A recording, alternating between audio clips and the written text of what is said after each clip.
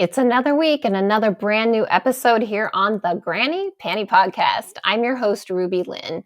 Be sure before you go any farther to hit that subscribe button and turn those notifications on because you do not want to miss an episode of this show.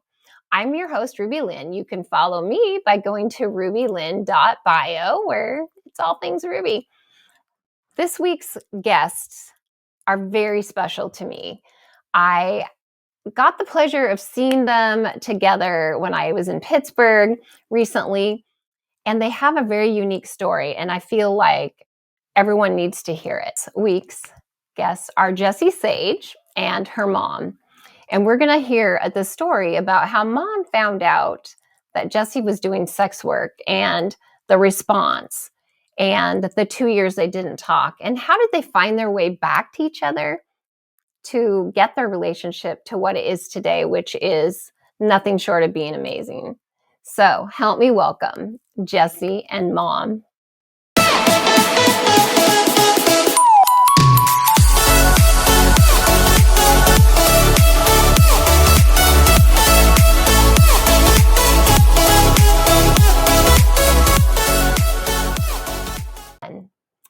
I am so excited to welcome you both this week to the Granny Panty Podcast. Your story is very unique, and having known of Jessie for a while now and had her on the show, I couldn't wait to have mom on because I've got to hear this story, and I think it's important too. I want to share because not everyone has that family support.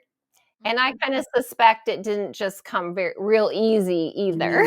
Yeah. And so I wanted to have you both on. I had the pleasure of meeting Jessie's mom when I was in Pittsburgh in October. And I just thought, I really want to get this story out. So welcome, Jessie Sage and Jessie's mom. Thank you, Ruby. I appreciate that so much.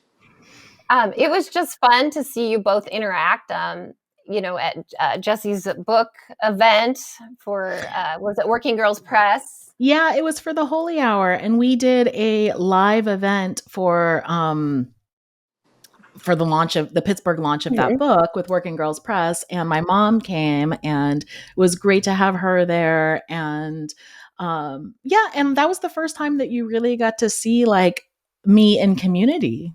Yes. And the stars aligned. I couldn't believe it when I said I was coming that week, and I was so lucky to spend a couple days, afternoons with you, going to local sex worker events. So that was amazing. And thanks for taking me. Yeah, it was really good. And I was saying that for my mom too. Like, it was the first time you saw like what things actually like look like. Oh yeah. I had no idea. And it was really, really interesting. The whole week was interesting. I really enjoyed every aspect of it. Yeah, I should say that I took my mom right after that on a tour. She tagged along. Wow. A tour that's like a whole other episode. Yeah. Where did you take me up a tour of, honey? No, we call it a tour. Like, I worked in Philadelphia and you came along. I did. I went on a tour, Ruby. You did. Can't wait to go again. Yeah. We might be making her a profile here soon. To be clear, my mom was not working. No, but I was very, very supportive and enjoying all the stuff around the working girl. I got the nice hotel. I got the. I know. One of my clients bought us symphony tickets, and we went just the two of us to the symphony. It was amazing. That's so amazing. Yeah. Well, I want to jump right in, and I'm going to kind of volley things between you both to kind of find out. I want to rewind. I'm going to start with Jessie, and I know your story, but maybe somebody watching this doesn't. So can you kind of briefly tell us what your decision was to enter the sex work industry as a full service worker? So that's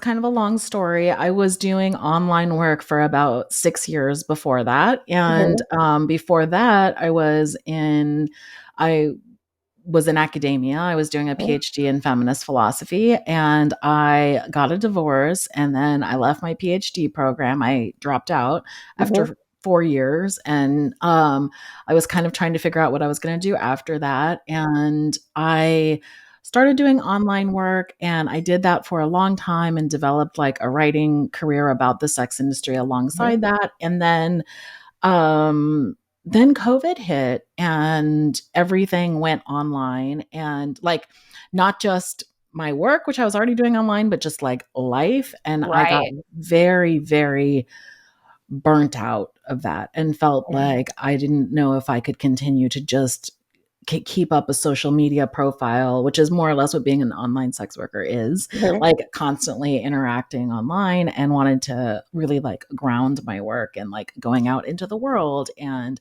having less interactions, but having like deeper ones. And so right before so for maybe 6 months before the pandemic was before the first vaccines were available, because it was really important to me that like COVID vaccines were available before I started interacting with people. So right before that, I worked on branding and spent like several months on this transition. And then as soon as I got my COVID vaccine, like introduced my other profile into the world. And I thought that I would do them simultaneously, and and I worked for like a month as an escort and shut down everything that was online. It was just so much better for me. So much better for my like soul, for my personality, for what I wanted to do and how I wanted to be.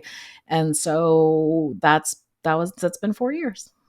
Wow, 4 years. Yeah. That's amazing. Mhm. And so was your mom aware of the online work when you quit your PhD program? She became aware. So I started off camming, and I actually thought that she knew about it because we talked very openly about the writing I was doing and the writing that my partner was doing and all of this stuff. And I so I just assumed that she thought that there was a reason that we were like interested in this, Uh-huh. and she didn't. So so she sat us down one day and was like, "Are you guys involved in camming?" And we were like, Yeah." And that didn't go the way I assumed it was gonna go. Oh, okay, okay. And so how long had you done the camming before she approached you? Probably 2 years or 3 Oh, okay, years.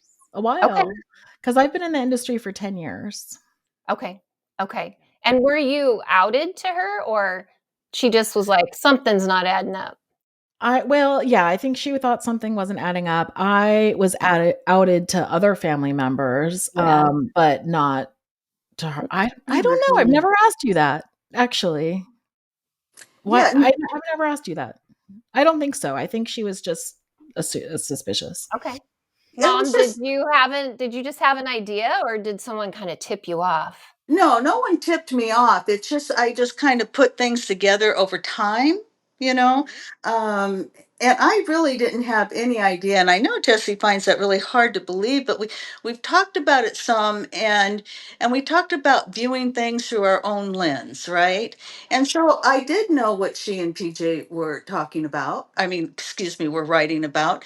But I didn't think that translated to them being sex workers Gotcha, because I was a social worker and I was involved in a lot of worlds and wrote about a lot of worlds, but I wasn't of those worlds, right? So gotcha. it was a very this is how I see it, so this is how it must be, right? And Mhm. so it was when we moved, Jesse and PJ and I moved to a larger house, a house that they're in now, and it was they just couldn't conceal it anymore because Right. just the nature of the work, I don't think you can. You have to go upstairs and go behind closed doors, right? Yeah. Right, right. And do your work. They were up there all the time because they were Okay. starting a new business, right? Yeah. and and then I started putting other things together, a lot of Mhm. I just started putting things together, Yeah, and yeah. then they would go Well, we out. had already started our podcast too, hadn't we? No, uh-uh. Oh, okay. And I didn't realize you were staying with them. So yeah, that would be way hard to conceal. Yeah. Yeah, you can't conceal it. It's like trying to start a new business and not having any packing boxes around, right? I mean, you can't Right? do it. Yeah, you can't So do what it. was So, your initial reaction, Mom, when they confirmed what they were doing? oh gosh, Ruby, it was. I know how it felt for me, so I can't imagine what it felt like for Jessica. I still feel Mm-hmm. bad about the pain I inflicted, but I was shattered. Doesn't that Mm-hmm. Mm-hmm. sound crazy? But I was shattered by it. That doesn't sound crazy. No. Yeah. Your emotions are yours, Yeah, and we that's can't true. control them No, sometimes. no, we can't. We can't. And Yeah. so then, even though I had suspected something was up, um, just to have somebody say, "Well, yeah, actually, that's true." You're kind of hoping, say, Right, "Well, no, we're actually right. doing something else." And so then, when they were both like, "Ah, yeah, yeah." What was your biggest fear for them doing that? Mm. Oh, good question.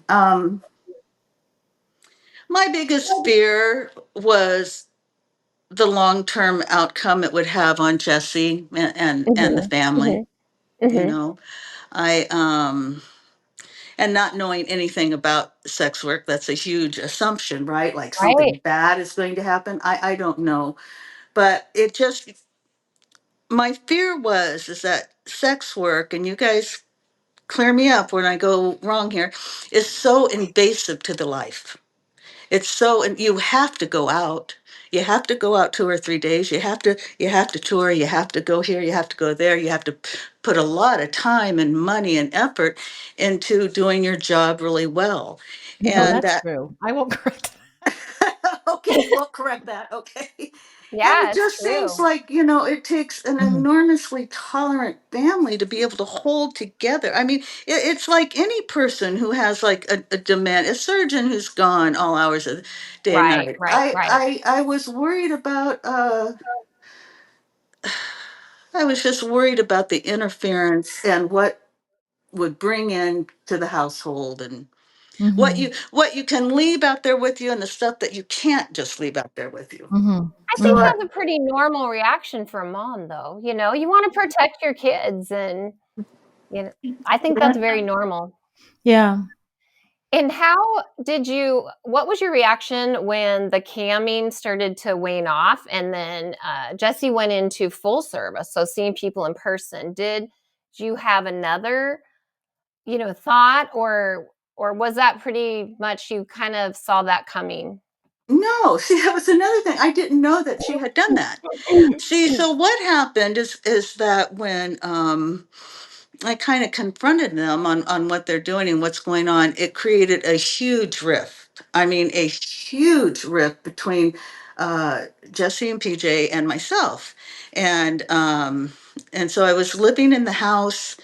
It was not working out well at all. I was just Mhm. so angry. I was just so angry. And I left the home and went and lived in a hotel for about 8 months before I left Oh, Pittsburgh. wow. Wow. So Okay. I wasn't privy to what she was doing. I didn't know But that that was she also way before. was it way before too? Yeah, Okay. yeah. Okay, Yeah. so Yeah. then I left, and then once I left, I didn't have any idea what you were doing. You know what I mean? We Yeah. weren't Gotcha. even speaking, so I had no idea, Right. you know, what was going on. And how long, Jesse, how long did that rift kind of last? I mean, obviously 8 months, but more than that when Oh she Maybe yeah, moved 2 away? years or something. Years. years. It was years. So, probably we didn't talk for a couple of years, and then Mhm. I don't remember what happened, but we started talking again, but we started talking in a very superficial way, like, "How are the kids doing?" Right. And, Very you know, generic. pretty, like, I mean, it's important what the kids are doing, but, like, very only neutral Mhm. things, Yeah, you Mhm. not know? addressing the elephant in the room, and the Yeah, elephant being Jesse and I haven't spoken for 2.5, 3 years. That's a huge yeah. elephant, Mhm. right? That is huge. That Yeah. is huge. And Yeah. so for both of you, what was kind of walk me through that conversation that brought that elephant in the room? Who started the conversation? that Well, said, "We need to talk about this." two Yeah. things happened. The smaller thing that happened that was like a tinier stepping stone was that my mom like wrote me a letter, Okay. and it was very, very sweet. And in the letter, she said, so I don't, do you want to tell? I don't want to like necessarily like take over, but if you want to tell this story, you can, or you can. No, honey, no, that's okay. Okay. That's okay. So my mom's dad was a fighter pilot, and was a fighter pilot who helped start the Top Gun school in Miramar, which is why we're from San Diego. And so my mom wrote me this letter, and I was very close to my grandfather, and my mom was really close to her dad, and he's since passed. He passed a long time ago, but she sent me this letter that said that she was doing a lot of thinking about what I was doing, and that she started to think about her dad, and she didn't know what her dad would have thought about what I'm doing, but she knows that he would have been like proud of my like bravery and willingness to like do something hard. And that was really touching. And so like I got this letter, and I think I thanked her for it, but we didn't like really talk about it intensely. And then I got an assignment from Trist. So I write for Trist every once in a while. Right. And Trist reached out to me, which is the advertising platform. And they said, would you write an article? And here's the title of the article. So I just found out that my adult child is a sex worker. And I was like, oh God, like, why did you give me this assignment? Like, as far as I'm concerned, I could just be like, and it's a disaster, and essay, like Forever and ever, the end. the end. Yes. Everything happens for a reason, they say. Yeah. And so I thought about it for a while, and then I texted my mom, and I was like, hey mom, I just got assigned to write this article. And my first thought, and you can say no if you don't want to, but my first thought is like, maybe I should interview you on what it was like for you. And I was really scared to do that because I actually didn't want to hear what she had to say, because I was afraid it was going to hurt me. But then I was like, be braver than that. You already know what she thinks. Like, let her say it, and just get over that, and you already know that it hurt her and that hurt you, and just that this is all already true. Why not just face it, And Which so is I wrote hard. that. Really It hard. is hard. Yeah. And so I wrote her and said, would you let me interview you for this? Would you be honest about this? And she wrote back like a couple seconds later and was like, I'm ready. Let's do it. And that's it. That's what happened. Yeah. I love that. And so you interviewed her. And I interviewed her. I recorded the interview thinking that I was just going to use it for transcripts. Right. And it ended up being such an amazing conversation that I was like, hey mom, can I like put this on my podcast? Like, I didn't record it thinking that it was going to be for the podcast, and but I was like, I think other people would love to hear this. And then it came out on the podcast. And what happened was that we got just this outpouring of sex workers who were like, this was so amazing. I'm going to listen to this with my mom. I want to like share this with other people. This gives me hope for my relationship with my mom. And I know when I talked to you, you said that you hadn't even considered that sex workers would take it up like that. You were thinking about like maybe some mom would listen to this and get something out of it. Yeah. Very surprised by the outcome. Very surprised by it. I'm glad that it helped so many people. But really, during the interview, we were both just so in the moment, weren't we? That I wasn't thinking beyond what this could or couldn't do. Because when you're right, it was just going to be an article, and and I just figured like I'm just going to edit everything out that I want. I was thinking of it as a writer, but then I just start. So it was so free flowing because I wasn't trying to control it like it was a podcast and make it entertaining. I was just like, it was a conversation. It was a conversation. And it ended up being so much more like raw and real and insightful than I anticipated it being. And it just kind of changed everything for both of us. Yeah. That's amazing. Yeah. And did you do it video or was it No, just phone? Okay. just phone. No, I mean, we did it video, but my podcast isn't video, so we Sure. were looking at each other though. Yeah. Yeah, Oh that's yeah. what I Oh meant. yeah. Yeah. Yeah. Yeah. Seeing that emotion, I have goosebumps. Like Mhm. that's insane. And so, Yeah. Mom, what did you think when she texted you that and you answered right away? I mean, you just said that you had no idea what impact that would make in the industry. Oh, none whatsoever. Because, like Jesse said, I was thinking. So to back up a little bit on that, what I Mhm. brought up in that interview is that when I found out that Jesse was a sex worker, I looked everywhere for articles or somebody Mhm. that could give me some insight. Yes, I found out my child was doing this or that or something else, Right. and was hoping that I could find out some way, or how did these parents and children get back to each other, right? Because Right. the schism was so wide. I, I just didn't know how we would get back to each other. Uh-huh. So yeah, so you have to kind of, there was no help out there, Ruby. There was no help for me out Yeah. there. And then Jesse and I did start talking. It was very superficial, but at least we were talking. And then I started to change some. I think I called her one time and I said, honey, I guess this really isn't a very big deal. And she goes, no, Mom, it's really not a very big deal. But it took me years, Ruby, to come to that. And I'm not saying it's not a big deal, and because all lives are a big deal. But I mean, as Right. far as my judgment, and me worrying about her, or Mhm. obsessing over something that had nothing to do with me, that was beginning to wane.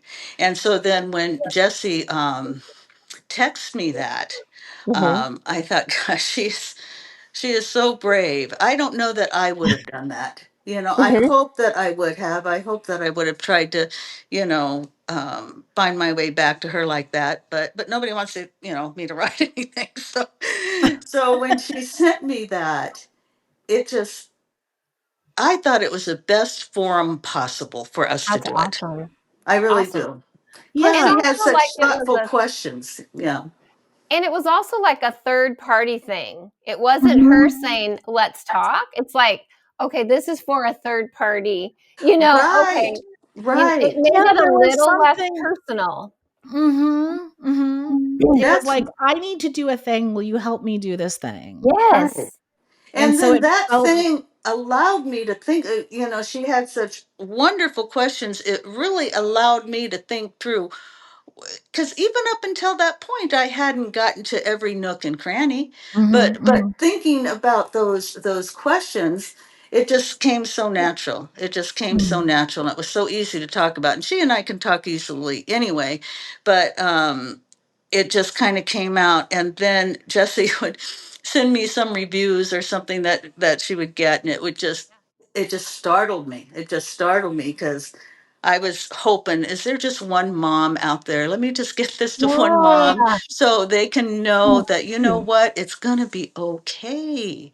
You're going to Yeah. learn to love her and put your own stuff away, and Well, and for love her you, again. Mom, also, I think about this, I don't know exactly how old you are, but it's hard the societal norms that are just beat Mhm. into us our whole life, depending on whether you are religious or not religious doesn't really matter. I mean, I'm going to be 58 and I look back, that one marriage, one partner, one this, one that, Of course.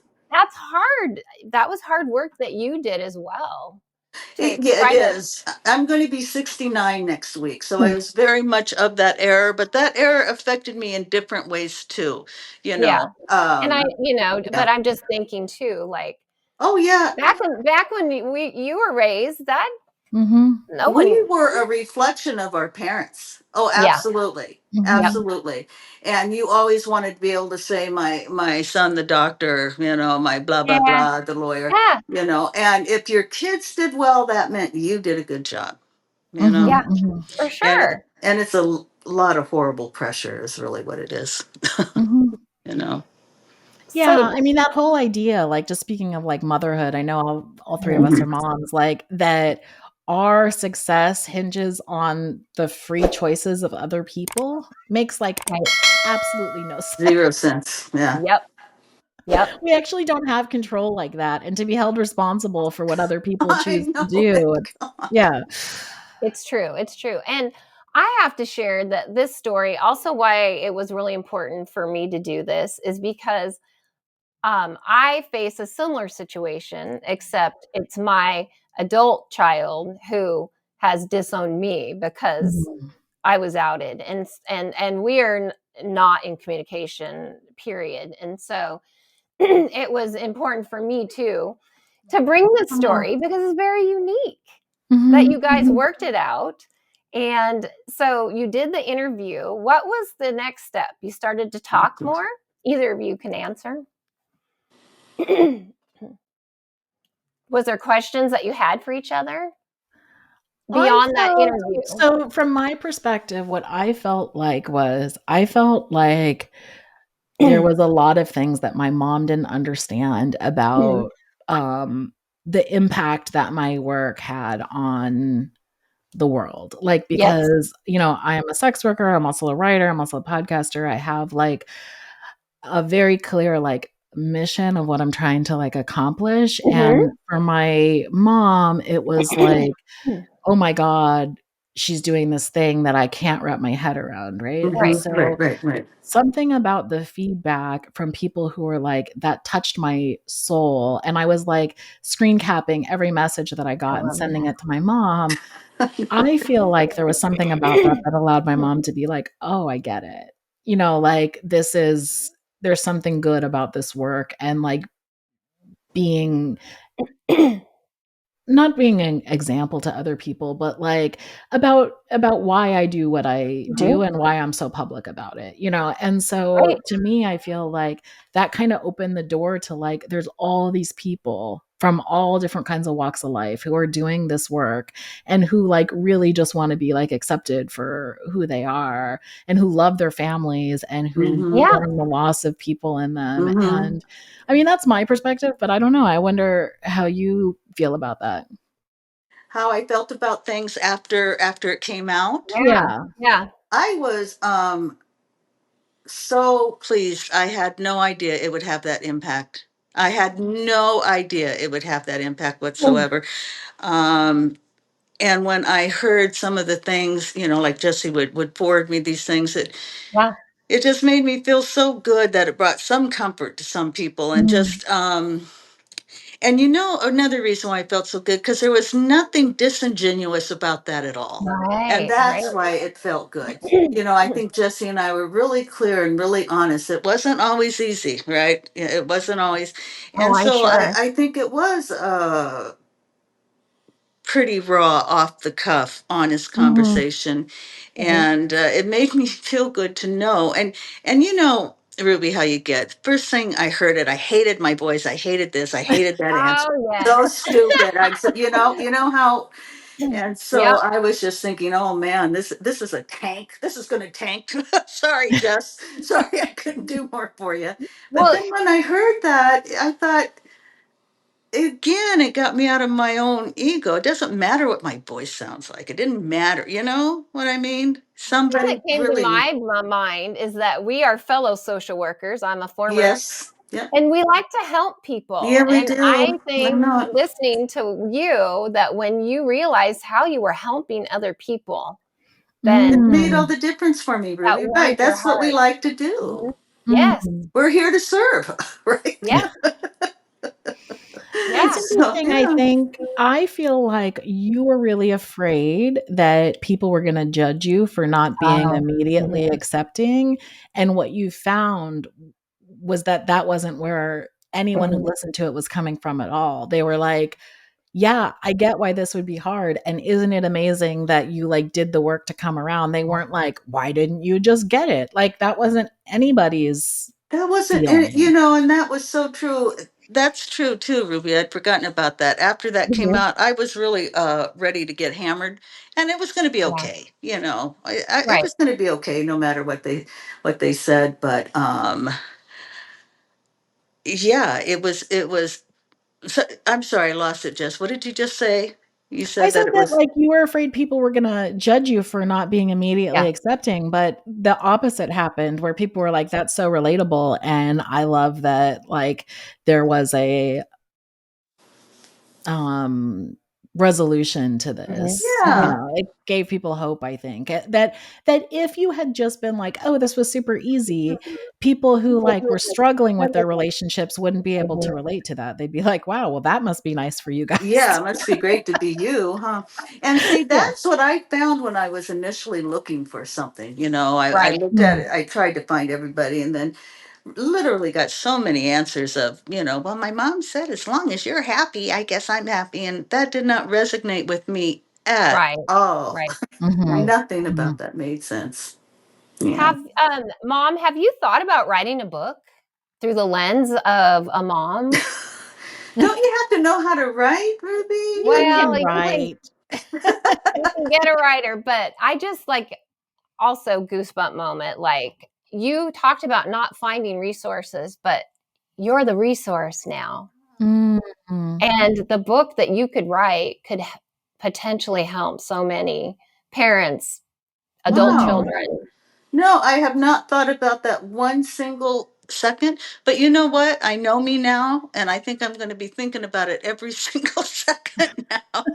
Because I just, Be the yeah, resource you couldn't find. Yeah. right, right. I Mm. didn't even think Change about the it like world. that, but that's true.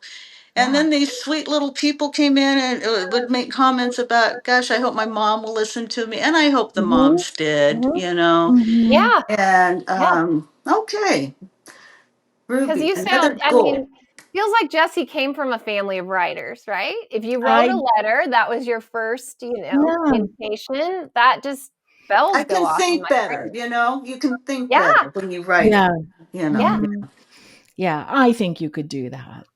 Oh, thank you, We could Jess. we could write something that's like letters back and forth or like Yes. an essay on different topics related to Yes. this from each of our perspectives. Yes. Oh my gosh. This is great. This is great. So, Ruby, it's been so fun meeting you. I had so much fun with you that night. And no, I never likewise, ever for a second thought about writing a book, but I am glad that we've talked today. me too. So, I'm going to ask a couple final questions. So I'll start with mom. What advice would you give to families? I mean, what's your biggest piece of advice that you could give about dealing with finding out that your loved one is doing something that you may not agree Yeah, with? Sex yeah. work. I think my first piece of advice would be to close your mouth. Because when you Oh, get angry, you say right. terrible things that you can never take back. True. And I still remember terrible things I said to Jess, and I can never take them back. So I think my first piece of advice would be to just stop for a minute. Just Hmm. stop. And then think, what is it that you really want to accomplish if you choose to challenge your child on Right. their choices? So do Right. I want to be right and hopefully shame her out of that whole industry? Um, do I want to just have a relationship with her and agree to disagree? Hmm. Or so what my advice would be is to be quiet and then really think about what is motivating you in this disruption in the relationship. Oh, Try to that's figure. good. Yeah. That's a really good piece of advice. Okay. I Yeah. Mhm. love that. And Because Jessie, how about it's a you? Um, my advice is that, I can only really give advice from the perspective of Sure. somebody who's like in the industry would be um, to really like stand fast in yourself and your own Hmm. decisions and to like hold your ground and to realize that what people are struggling with, your Hmm. family members are struggling with is their baggage and not something that you need to take on, and so you Mm. can love the people and, you can love the people in your life and you can care what they think. But I think that we need to realize that like it's not good for our souls to like take on other people's shame, and Right. that like Right. that we need to know who we are and why we're doing what we're doing and what other people think about it, because there's going to be not just your family members, but everybody else in the world too are going to have opinions and Yep. feelings and try to project those onto you. And we need to kind of have a armor against that. And that's a hard thing to do. And that's something that I think that you need to like develop over time. And the only way to do that is to like go through it. So Right. yeah, And that's could what I I would add say. one more thing to that Sure. armor, Jess? That's so true. And you also have to be a big enough person to say, maybe I don't have it right. You know, Yeah. you're allowed to change your mind on something, right? Yeah. And you're Yeah. allowed to change your viewpoints. And that's so Jesse's right. You need an armor. You have to be very clear in yourself and Mm. why you're doing what you're doing. And that works both ways.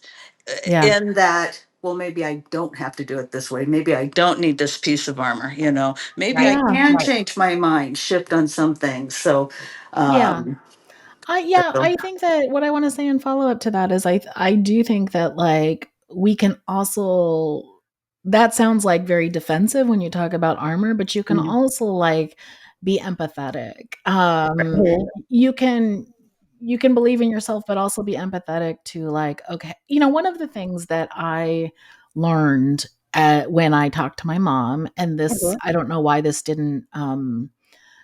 I didn't think about this before, is one of the reasons I was so confused about her reaction was that my mom is kind of a California hippie. We're from California. She has a Yeah. very like live and let live personality for most things. And I was like, she's not a religious conservative. We didn't Mhm. grow up and I was Right. like, I don't actually understand why she's so upset about this.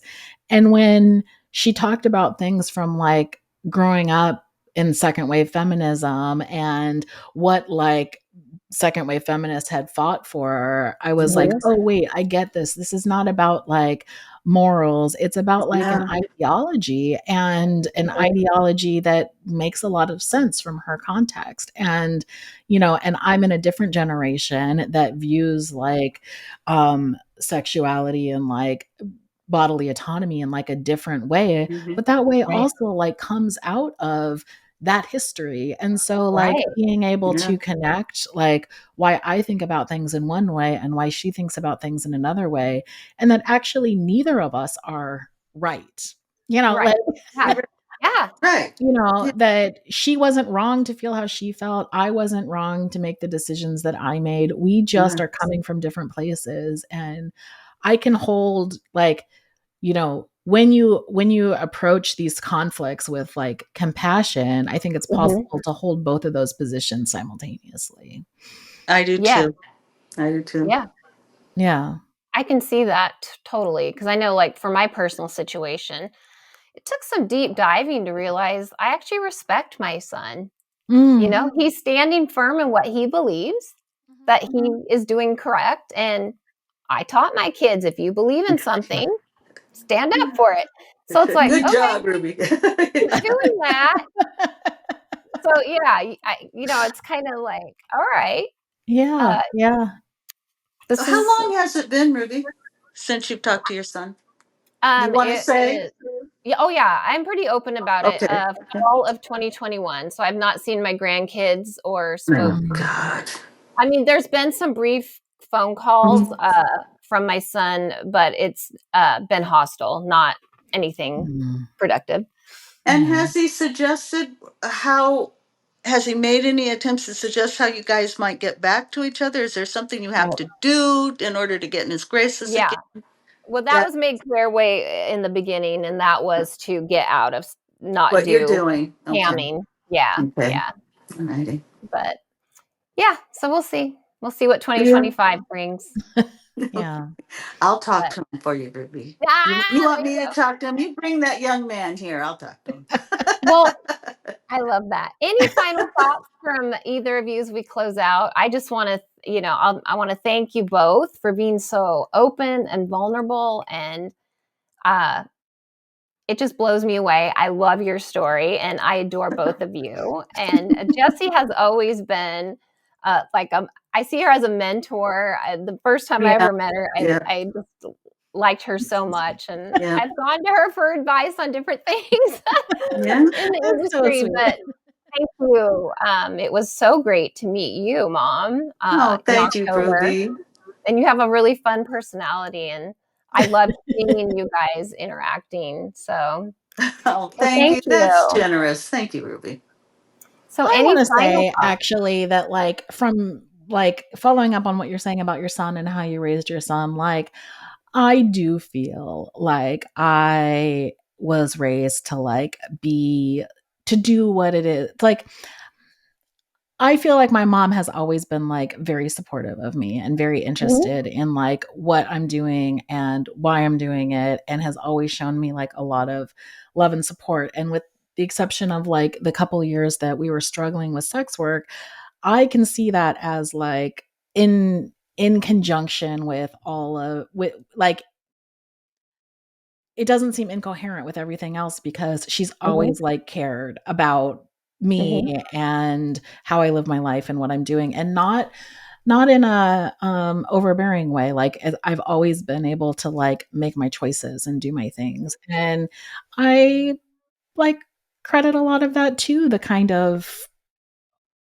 open way I grew up, and the way that like I was exposed to a lot of different things, and you know, I appreciate that.